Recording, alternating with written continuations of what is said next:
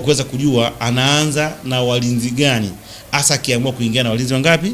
Wawili, kwa sababu ukiangalia Mwamnyeto tayari ana namba yake. Kwa ni kazi ya Job na Baka kujua nani aende kumpata, kwa sababu yeye faida nyingine ya ziada ni aerial balls. Ukiangalia magoli mengi ya wenzetu ni mipira ya juu.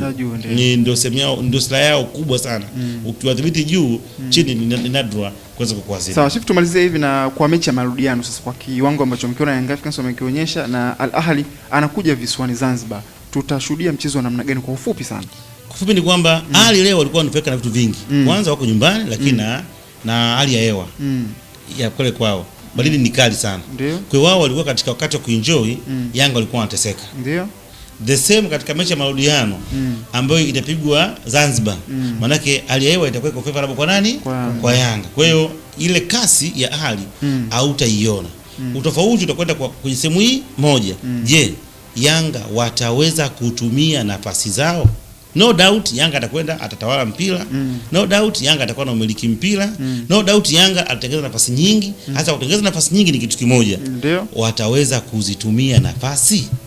Kwa hiyo hapo ndio patakwenda kutoa utofauti. Lakini kama watakuwa wako superb, naona Yanga wakiscore zaidi ya magoli mawili, take my words, kama wataweza kutumia nafasi.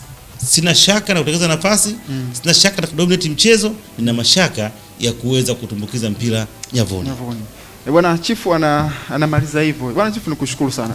Naika akiba nitakuja kukuuliza baada ya mechi ya marudiano. Mimi kila siku nakwambia kwamba ninachokizungumza ukirekodi. Ninachokizungumza kipo. Ukirekodi nitafanya kazi. Nilikwambia mechi ya leo hii ina magoli mawili ya Yanga, imetoa magoli mawili. Nilikwambia mechi ya Mamelodi ni Jijio tafungana goli moja mpaka saa hizi. Nilikwambia mechi ya Simba kesho anakaa, tusubirie kesho.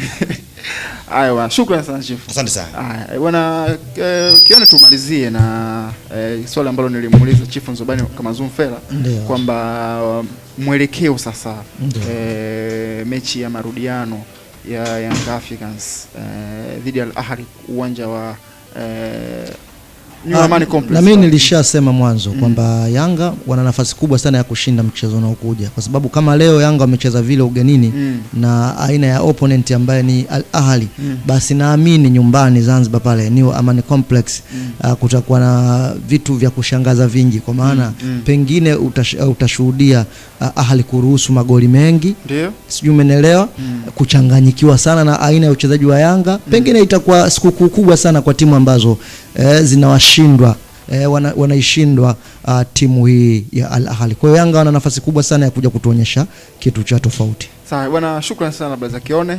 Bwana, hii ni Salamba Radio pamoja na Salamba TV kwenye upande wa YouTube. Hapo ukitutazama unaweza kupata matangazo haya moja kwa moja kabisa kupitia YouTube. Kubwa kabisa tunazungumzia michuano ya klabu bingwa barani Afrika. Ilikuwa ni Young Africans dhidi ya Al Ahly. Al Ahly dhidi ya Young Africans.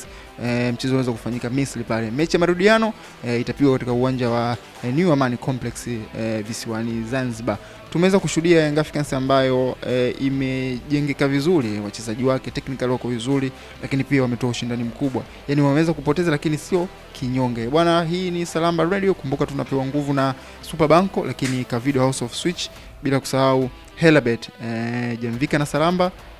Tunakupa odds pamoja na codes za kijanja, bila kusahau Vini Mkolomboko ambao wao ni kinywaji kipya, na ukienda mtaani huko promotion zinaendelea. Kwa hiyo ukiona gari la Mkolomboka piga zako mkono, hakikisha unaonja kinywaji kipya iko mjini. Bwana, ulikuwa na wakati mzuri sana. Mimi na wachambuzi wangu walikuwepo Steve Mwana Mapunda, lakini pia bila kumsahau Kione, lakini Chief mwenyewe alikuwepo Nzobani kama Zumfela. Naitwa Linga Mfaume.